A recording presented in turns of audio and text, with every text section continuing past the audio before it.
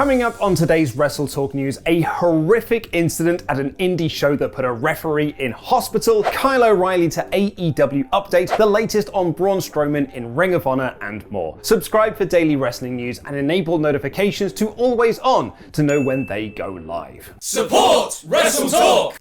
Full transparency, I've written and deleted the opening section of this news several times over because I don't really know how to kick this story off. Also, apologies that I'm wearing a goofy Christmas jumper and got a goofy title on my shoulder. To paraphrase the opening of White Zombie's Electric Head from Astro Creep 2000, which is all I really know how to do, perhaps I'd better start from the beginning. On December 11th, 2021, at a world-class pro wrestling event in Irving, Texas, the former Carlito in WWE, now going by Carly Colon, was set to take on Hannibal, aka the Blood Hunter. The match ended rather quickly by all accounts, and in a post-match angle, Blood Hunter attacked referee Lando Del Toro in what was supposedly a planned spot. However, it's since been revealed that Hannibal went off script and attacked the referee more than he was supposed to, stabbing him in the head with a spike and leaving him laying in a pool of his own blood. This footage of the attack started to circle the internet yesterday, with Hannibal also posting it to his own YouTube channel. Thankfully, Del Toro updated his Facebook friends to say, "Hey guys, I'm okay, things went off script, but I'll live. Tore an artery and lost a lot of blood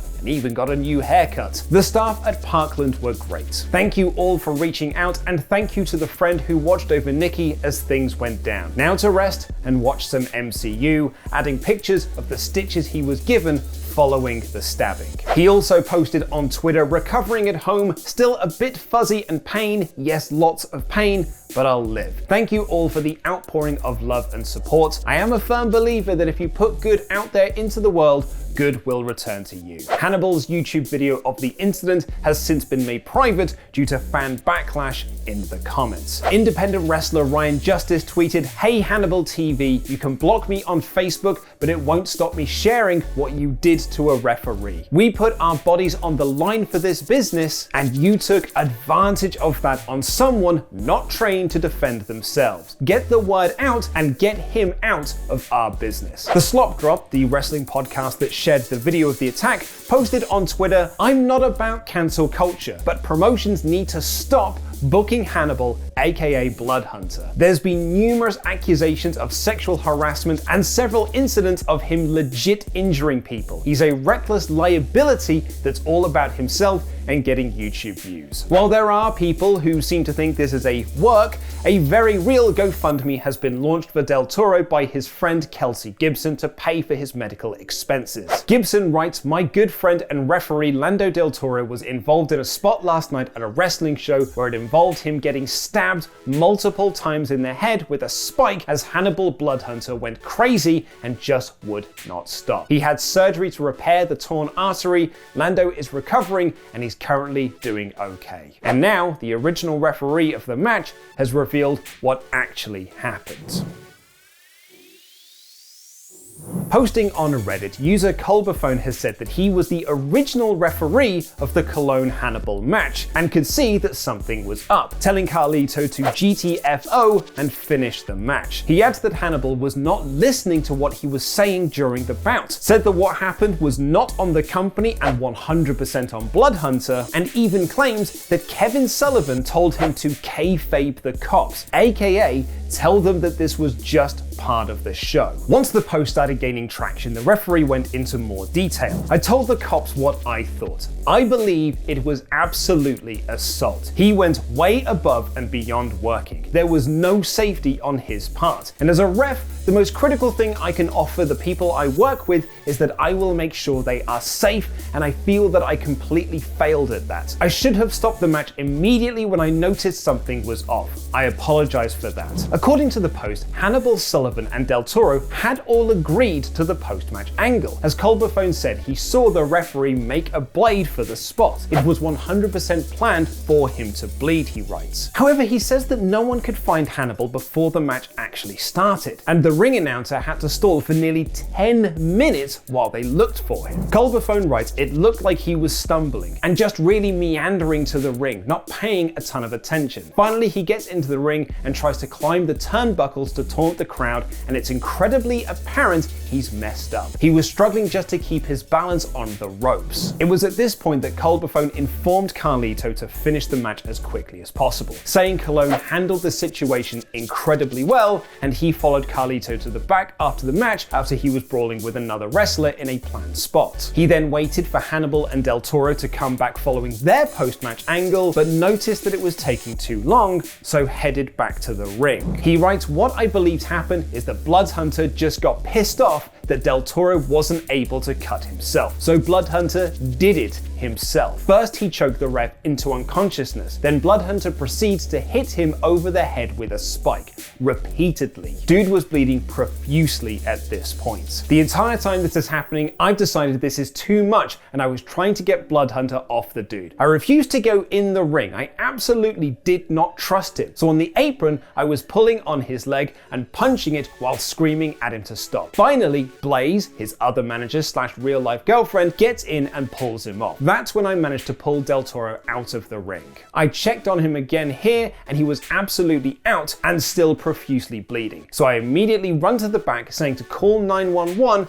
I need as many people out there to help me. He also claims that Hannibal hid the spike, and as long as he told the cops that Del Toro was supposed to blade himself, he would be fine. Posting to Facebook, world-class pro wrestling promoter Jerry Bostick said, "Moving forward, we will not be associated with Hannibal TV or the Bloodhunter in any way, shape or form or fashion. I cannot and will not condone what happened last night. I didn't see the actual incident. I didn't see anything until Lando was laying on the ground, and it was one of the most horrifying things I've ever seen." Bostick adds that Hannibal went into business for himself, and Del Toro nearly lost his life because of that. He also announced that he will be putting on a fundraising show for Lando Del Toro to help him pay for his medical expenses. We here at WrestleTalk wish a speedy recovery to Lando Del Toro, and if you would also like to help, we've linked to the GoFundMe in the video description down below.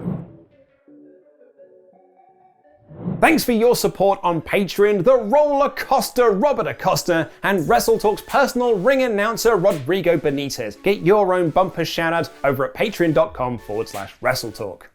To awkwardly gear shift now into other wrestling news, let's talk about the latest on Kyle O'Reilly, who has now finished up with NXT following his loss to Von Wagner in a cage match on last Tuesday's show. It's believed that, despite being offered multiple deals to get him to stay with WWE, O'Reilly has allowed his contract to expire and is now a free agent. This of course led to a lot of speculation that O'Reilly will be AEW confirmed, and at the C2E2 event during the AEW panel over the weekend, a fan asked Adam Cole if he'd like to see Kyle join the company, especially as Bobby Fish is also there and there's a chance for an Undisputed Era reunion. Cole said, "This is the honest to God truth. I've no idea what Kyle is going to do. I really don't. I'm not sure he even knows what he's going to do. But the idea of getting to reunite with Kyle as well as Bobby, hell yeah, I would love that. Hell yeah, I would.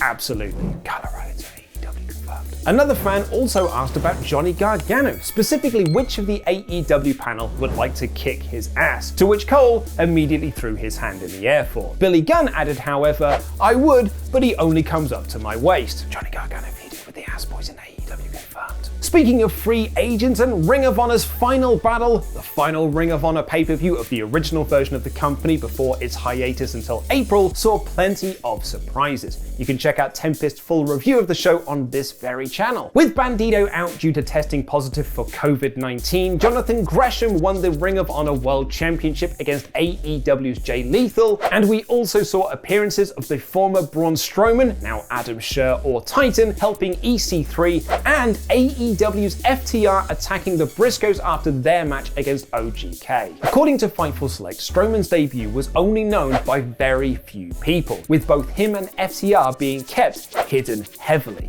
Deonna Purrazzo and Weston Blake, who also appeared on the show, were not kept secret from the locker room as they were seen around the venue all day. Despite Ring of Honor returning in April, Fightful Select are reporting that many of the talent there were treating this as a goodbye, with numerous wrestlers also saying their goodbye buys to promoter Kerry Silkin. And to continue this awkward gear shift in wrestling news, here's Ollie Davis's Wrestle League punishment video of him covering R-Truth's classic What's Up, featuring some even more classic pranks on Adam Blampied.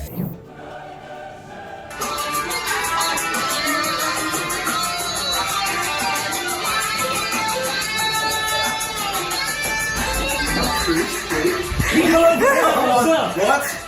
Stand up, film me and say what's up. What's up? What's up? What's up? What's up? What's up? What's up? What's up? What's up?